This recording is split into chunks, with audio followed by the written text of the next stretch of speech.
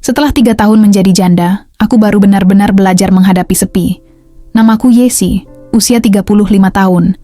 Suamiku meninggal mendadak karena sakit, meninggalkan rumah kecil, beberapa kenangan, dan sunyi yang tak pernah benar-benar pergi.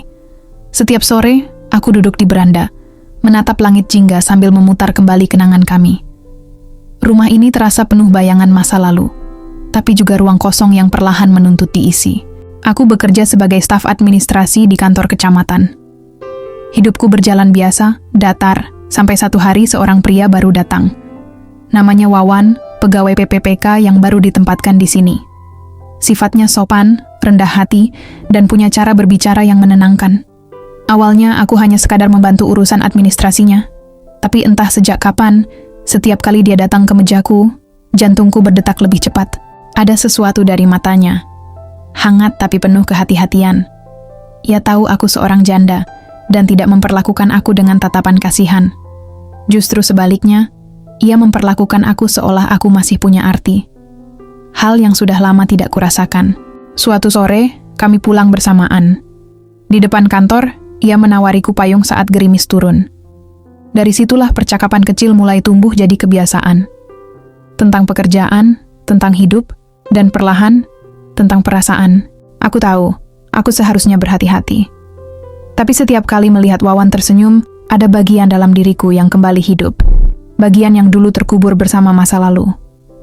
Namun di balik perasaan itu, selalu ada bisikan ketakutan. Apakah aku berhak untuk bahagia lagi? Hujan sore itu turun makin deras.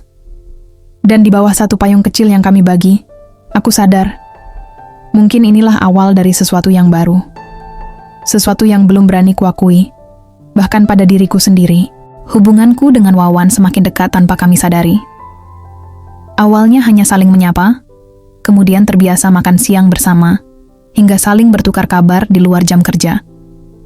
Aku tidak pernah menyangka seorang pria seperti dia bisa membuatku tersenyum lagi setelah sekian lama menahan rasa kehilangan. Namun, di lingkungan kecil seperti tempat kami bekerja, kedekatan sekecil apapun mudah sekali menjadi bahan omongan. Beberapa rekan mulai memperhatikan, beberapa bahkan berbisik setiap kali kami berbicara terlalu lama. Aku mencoba mengabaikannya, tapi tatapan-tatapan itu terasa menusuk. Suatu sore, Wawan menatapku dengan raut serius. "Bu Yesi, kalau kabar di kantor membuat ibu tak nyaman, saya bisa menjaga jarak." Ucapannya sederhana, tapi membuat dadaku terasa sesak. Aku tahu dia berkata begitu karena menghormati posisiku, tapi dalam hatiku, aku justru takut kehilangan perhatiannya. Aku tersenyum, menatap langit yang mulai gelap. "Tidak apa, Mas. Selama niat kita baik, biarkan saja orang menilai." Dia hanya mengangguk pelan, lalu berjalan bersamaku sampai depan kantor. Hari-hari berikutnya, kami lebih berhati-hati. Namun, perhatian Wawan tak pernah hilang. Saat aku sakit, dia datang membawa bubur hangat tanpa banyak bicara. Saat aku lembur, dia menunggu di parkiran hanya untuk memastikan aku pulang dengan selamat. Semua hal kecil itu terasa begitu berarti bagi seseorang yang sudah lama sendiri.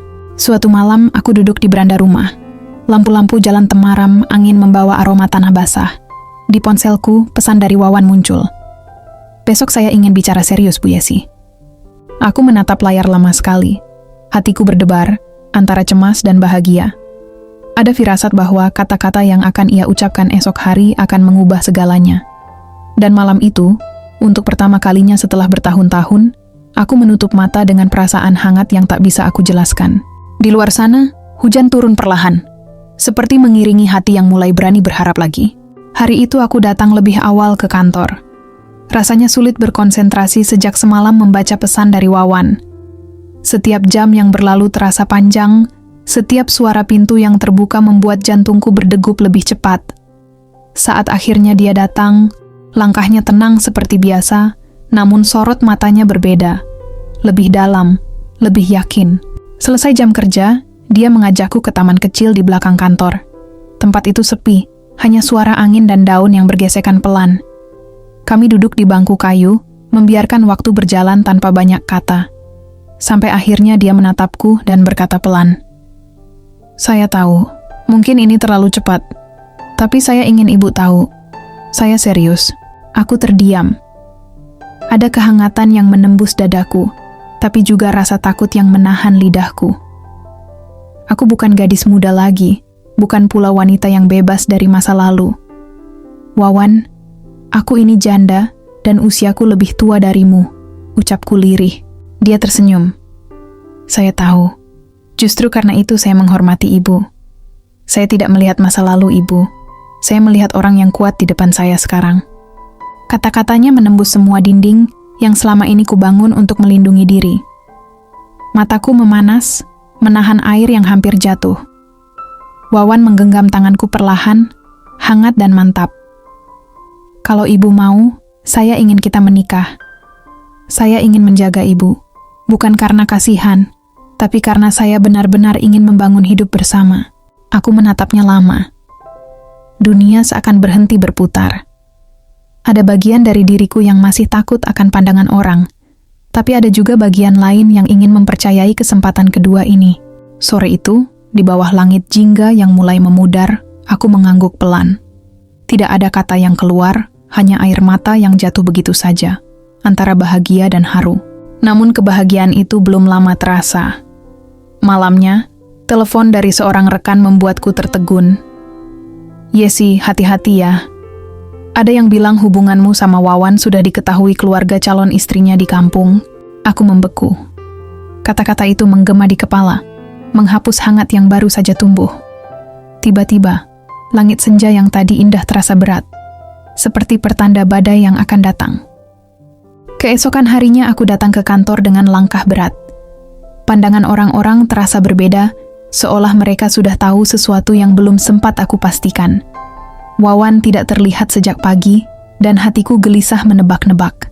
Pesan yang kukirim hanya centang satu, panggilan tak diangkat.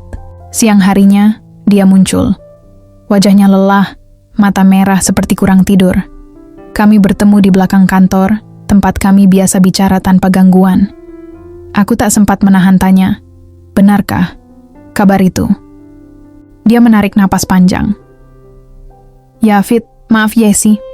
Mereka tahu. Calon istri saya, keluarganya, semua sudah mendengar. Aku belum sempat menjelaskan apapun sebelum semuanya terlanjur jadi besar. Aku terpaku. Ada luka yang tak bisa dijelaskan. Kau bilang ingin menikah denganku? Suaraku bergetar. Tapi ternyata kau masih terikat dengan janji lain. Wawan menunduk, suaranya pelan tapi jelas. Aku memang dijodohkan sejak lama, sebelum aku pindah tugas ke sini. Tapi aku tak pernah bisa merasa benar-benar cocok. Baru setelah mengenalmu, aku tahu seperti apa cinta yang sebenarnya. Kata-kata itu tak membuatku tenang, justru semakin menyesakkan dada. Aku menatapnya dengan air mata yang mulai jatuh. Kalau begitu, jangan rusak hidupmu demi aku. Aku tak ingin menjadi alasan seseorang terluka. Dia mencoba mendekat, tapi aku melangkah mundur. Cinta yang datang di waktu yang salah hanya akan melukai semua pihak, Wawan. Mungkin Tuhan mempertemukan kita, bukan untuk memiliki, tapi untuk saling mengingatkan tentang rasa yang tulus. Angin sore meniup pelan helai rambutku. Aku tersenyum meski dada terasa nyeri. Terima kasih sudah membuatku merasa hidup lagi, bisikku, lalu berbalik meninggalkannya berdiri sendiri di taman kecil itu. Malamnya, aku duduk di beranda rumah. Hujan turun pelan, sama seperti malam pertama aku mengenalnya. Tapi kali ini tak ada rasa menunggu. Hanya ketenangan, karena aku tahu, mencintai tak selalu harus memiliki. Kadang cinta datang untuk menyembuhkan, bukan untuk menetap. Dan aku, Yesi, akhirnya belajar bahwa kebahagiaan sejati bukan ditemukan pada siapa yang tinggal, tapi pada keberanian untuk melepaskan dengan ikhlas. Dalam hidup, cinta tidak selalu harus dimiliki untuk bisa berarti. Kadang, Tuhan mempertemukan dua hati bukan untuk bersatu, tetapi untuk saling menyadarkan arti ketulusan dan keikhlasan. Yesi dan Wawan mengajarkan bahwa cinta sejati tidak memaksa, tidak merampas, dan tidak melukai. Ketika waktu dan keadaan tak berpihak, melepaskan bukan tanda kalah, tapi bukti bahwa hati kita cukup dewasa untuk mendahulukan kebaikan daripada keinginan. Karena pada akhirnya, cinta yang tulus selalu meninggalkan ketenangan, meski tak lagi bersama.